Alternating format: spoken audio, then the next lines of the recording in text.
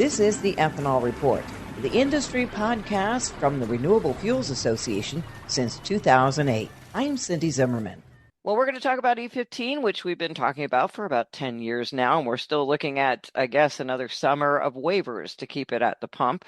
I'm talking with Scott Richman, who is the chief economist with the Renewable Fuels Association. He's the one who looks at the numbers, and in a recent blog post, he wrote about the record sales of E15 in 2024. Now, Scott, we've seen a steady increase in availability and use of E15 since it was approved in 2015. But how did it look last year? Well, we're still in the early innings in terms of national E15 adoption, but it looked really good last year. We continue to expand. Sales of E15 increased by just over 10% nationally, according to RFA estimates, and that was mainly based on continued growth in the number of stations that are offering E15, and going beyond that, there's a lot of reason for optimism about the momentum that we're gaining for future sales of E15. So, looking at 2024, there are not national E15 sales data that are reported by the federal government, but a couple of important states do report data. Those are Minnesota and Iowa, and sales continue to increase in both. Iowa was particularly notable. They had a big bump in the number of stations, and nationally, we estimate that sales increased to about 1.25 billion gallons of E15 last year. In Iowa, it's particularly notable the increase in sales. Sales of E15 now represent about 17% of all gasoline sold in the state. So if you look at Minnesota, you look at Iowa, they really show what can happen on a national level. Is Iowa requiring stations make E15 available by the end of this year? Is that what the deal is? Yeah, that's correct. So there is a requirement. It's not an E15 mandate per se, but there is legislation that is resulting in an increase in the number of stations that are offering E15. But if you look at Iowa, if you look at Minnesota, it's not just a requirement in Iowa. It's compelling consumer economics. Looking across the border in Minnesota, these are not RFA's estimates, but Minnesota Department of Commerce. E15 average price discount of about 18 cents per gallon compared to regular unleaded gasoline last year. So you've got a combination of, in Iowa, the legislation that's promoting E15, but really in Minnesota and other states, you have compelling economics of E15, and then there's been a federal incentive program called HBIP that has been helping to offset the cost of expanding higher blend ethanol infrastructure for higher blends of ethanol and other biofuels. And over the last few years, USDA has awarded $500 million in grants, and those have just started to be rolled out.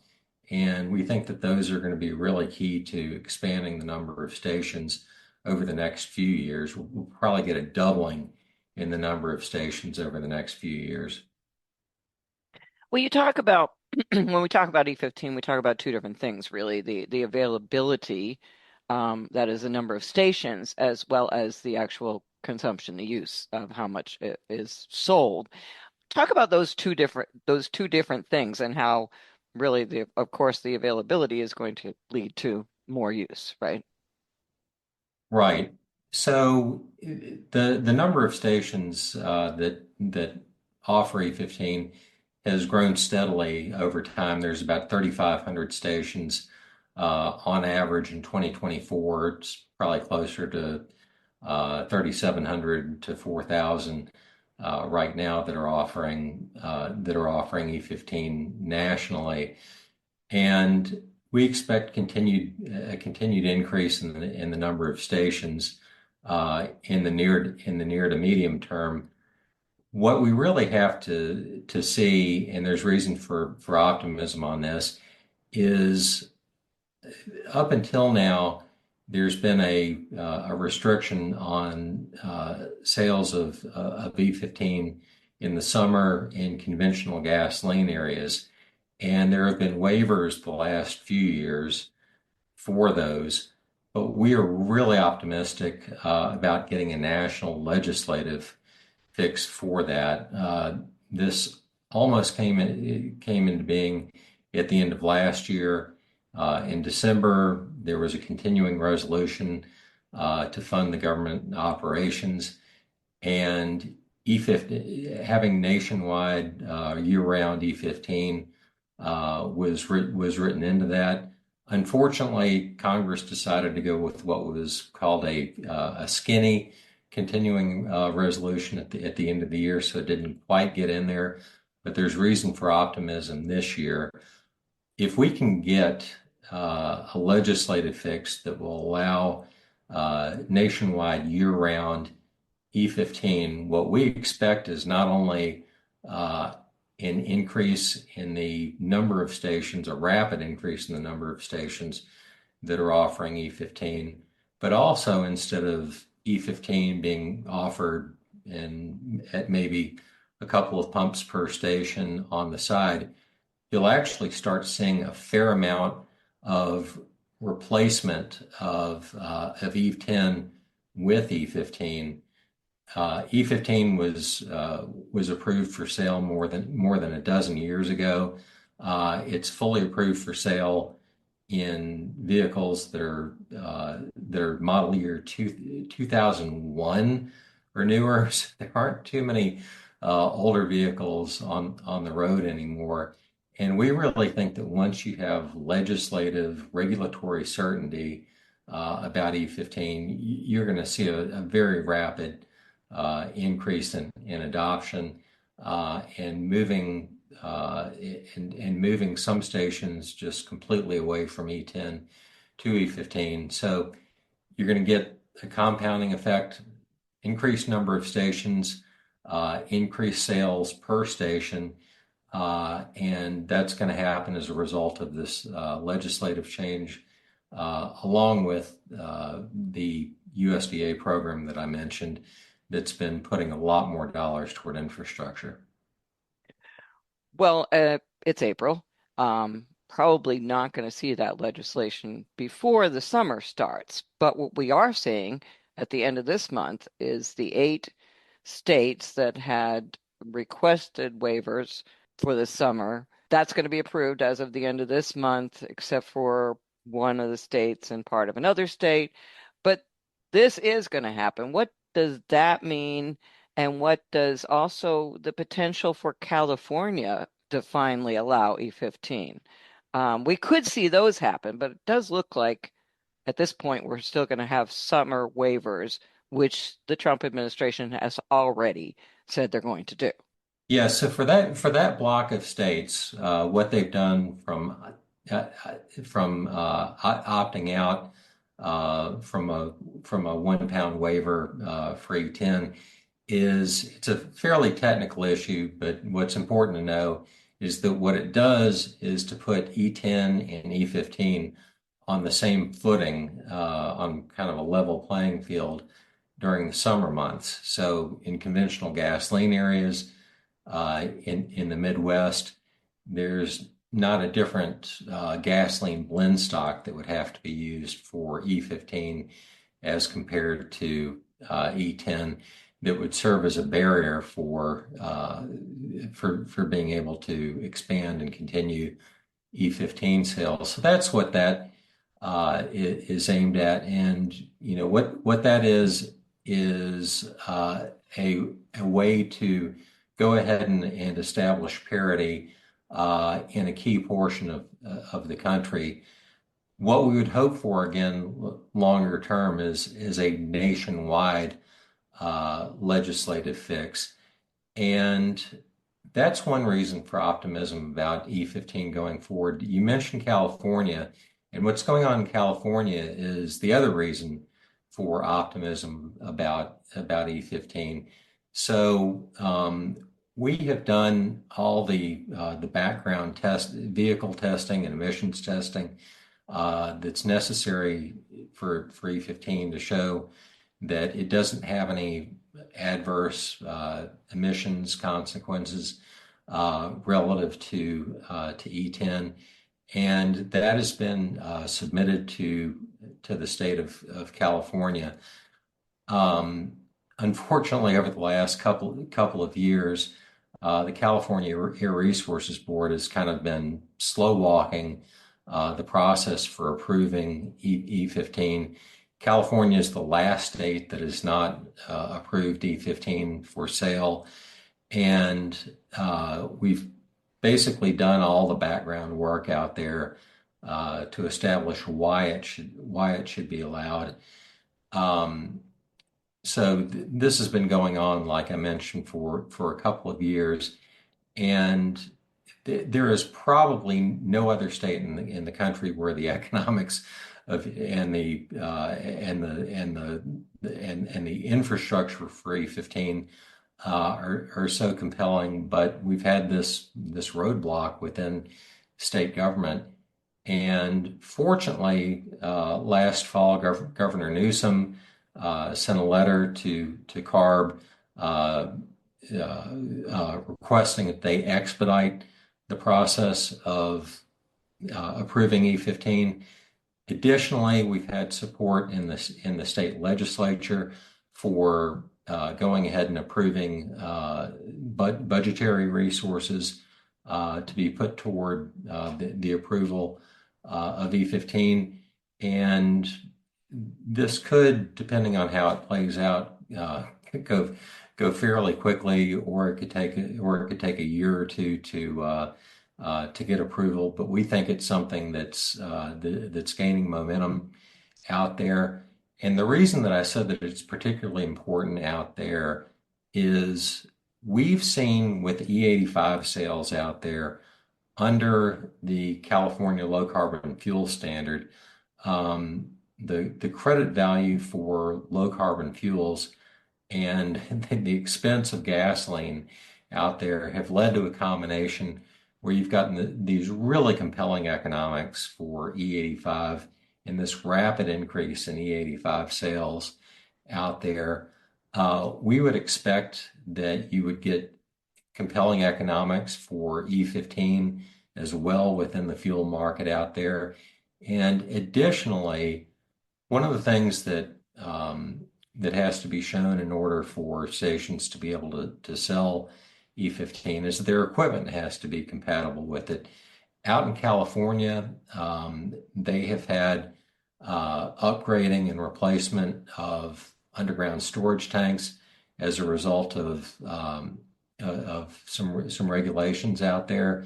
So that can be the largest and most expensive hurdle for the small number of stations that don't have compatible tanks. So that's not a consideration out there.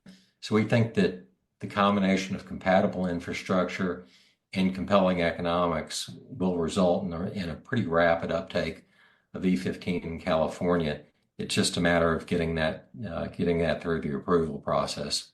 When it comes to nationwide E15, are the oil industry and the ethanol industry going to be able to work together on this? Since some of the issues, it seems like in the case of part of South Dakota opting out, are being raised by the oil industry, or at least by refineries. So are the two industries going to be on the same page as far as this is concerned? We have been working together with the American Petroleum Institute for the last couple of years on E15. They have generally supported legislation that would provide for nationwide E15. So we are on the same page with most refiners. There are, a couple of refiners out there that are still not quite on the same page. But I think that given the passage of time, uh, even most refiners want flexibility in terms of what can be offered. And refiners, quite honestly, are in a little bit of a different place about biofuels overall than they were 10 or 15 or 20 years ago. You see Valero being a major producer of ethanol, but you also see Valero and other refiners being substantial producers of renewable diesel. So it's not it's not a kind of simplistic ethanol biofuels uh, versus oil refining picture anymore. And the other thing is about ensuring that there is a place for liquid fuels in the transportation fuel mix or in the transportation energy mix of the United States going forward, and being able to reduce the carbon intensity of fuels, being able to offer lower cost transportation solutions is something of mutual interest. So I think that the interests of most of the refining industry and the biofuels industry are aligned right now, and hopefully that'll produce results. Getting back to the nationwide E15 legislation, um, they're still looking for a vehicle to move it. It has to be attached to some other big piece of legislation. They don't think it's going to go by itself. Talk a little bit about that and where that, as far as that's concerned, because my understanding is that reconciliation is not something that could be attached to. So we're still looking at that being several months down the road, probably. Right. So there is standalone legislation, the Nationwide Consumer and Fuel Retailer Choice Act, that would accomplish this, that would create parity, allow nationwide year-round sales of E15. It's possible that will move on its own, but that's not the most likely path. Like you mentioned, the most likely path is that there's some compelling legislation that that either needs to be passed or has a lot of support to be passed, and that the provisions of the E15 provisions can be included in that. Now, there is a time element to that. For in conventional gasoline areas, the volatility or vapor pressure control period uh, is from June 1st until September 15th. That's the swing period in terms of uh, previous restrictions on E15 availability. For that's at retail. For upstream in the supply chain for wholesalers and all, it really starts May 1st. So that's approaching very, very quickly. It's not likely we'll get legislation quite that soon. So that's the reason why we'll probably need to lean on waivers again this summer.